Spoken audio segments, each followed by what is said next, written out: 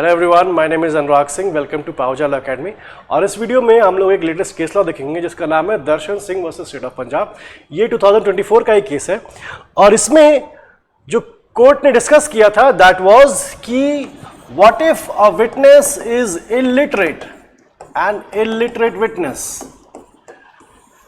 What is the weightage और the evidentiary value of the statement और testimony of an illiterate witness. ठीक है, तो कोर्ट ने बोला कि देखिए जनरली हम लोग ये मान के चलते हैं कि an educated person will be much more,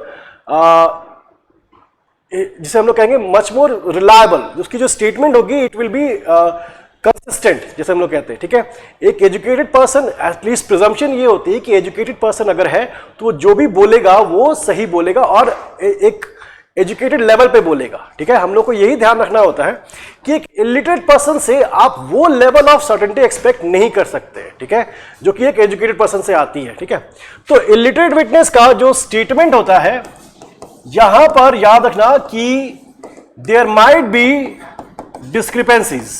ठीक है, कि पहले उसने कुछ और बोला था और अब कुछ डिटेल्स में वो चेंज कर रहा है। ठीक है, तो डिस्क्रिपेंसीज होंगी। At that time you will have to give him the benefit of doubt कि may be he is not able to recollect what exactly happened. ठीक है, बट इसके साथ आपको यह भी ध्यान रखना पड़ेगा कि because a person is illiterate does not mean कि ही इज नॉट स्मार्ट। देखो, ऐसा कई बिल्कुल पॉसिबल है कि कोई पर्सन पढ़ा लिखा नहीं है बट ही और she may be really smart. ठीक है, स्ट्रीट स्मार्ट जिसे हम लोग कहते हैं। ठीक है, तो एजुकेशन लेवल भले ही आपका कम हो but you may be a sterling witness, ऐसा भी याद रखना इस चीज को। ठीक है, सो जो भी हम लोग देखते हैं इलिटरेट विटनेसेस के केसेस में, वहां पर there is no hard and fast rule. आपको यह मत समझना कि इलिटरेट विटनेस है तो उसे कुछ पता नहीं होगा, नहीं, मे बी उसे काफी अच्छे से चीजें याद हो। ठीक है, और ऐसा भी हो सकता हो कि इलिटरेट विटनेस है तो आपको उसे बेनिफिट ऑफ डाउट देना होगा। द पॉइंट इज कि आप whenever there is an illiterate witness before the court must be liberal. ठीक है, and the court must make him feel comfortable that he is able to give the true testimony of the incident or of the cause or whatever the thing that has happened. ठीक है, वो incident की।